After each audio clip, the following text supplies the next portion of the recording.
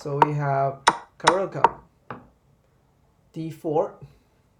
Well, yeah, I mean, in the exchange variation, so white shouldn't play develop the knight to c3 too early because it blocked the c pawn. That's a problem a lot of players made. But this is something we need to realize. So knight f3, knight f6, develop bishop. That's good. So if white pushed the pawn to c4, we need to think about can we play bishop f5 because the queen can move to b3 or a4 to attack our queen side. So maybe we need to make the bishop stay at c8 to protect at least b7 or block any check. But since the queen is not pushed, so it's okay to play bishop to f5. Bishop check, knight e5, rook c8. We're protecting the c6 knight. e6, bishop g5, bishop e7. I think we are played quite solid. And so white exchange, take bishop back to e2, short castle. So yeah, so we can push the pawn to c5, and we have very good light square bishop, and our dark square bishop is protecting the knight, unpin the knight, also supporting the pawn to c5. So I think black is better.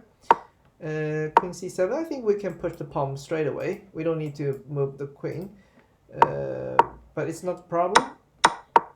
h6, exchange. Well, so I think we can push the pawn, because the problem is if we offer a bishop trade, I'm a bit worrying about our control at c5. So for example, if knight to a4, then it's a bit hard for us to push the pawn. We might need to kick the knight away, for example, queen to b4 and probably b3. So how can we push the pawn to c5? And this pawn could potentially be a weakness instead of a strength. So I think we should push the pawn to c5. White play knight e2 instead of knight a4, and then we didn't push the pawn. That's not what I expect. So we keep to maybe we see the opportunity to win the pawn. Yeah, maybe that's the reason. If white offer a trade, so I think we can take that and then push pawn c5. I think we need to push that. Then we can attack the c file where our rook is placed, and we need to also remove our weakness, the backward pawn, by exchanging that with the center pawn. Okay, f5, we take, yeah, that's a check. Take the pawn, yeah, that's good. Otherwise, f6 is a bit threatening. Take b2, good. Rook f1, take c2. Yeah, I think we are in way better than our opponent. Rook b8. Yeah, exchanging the rooks to simplify the game. That's quite good.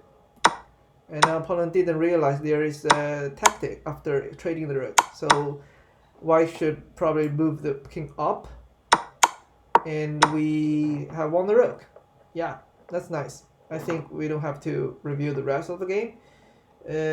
So I think the learning is, I will recommend after castling, and we can push the c pawn as soon as possible,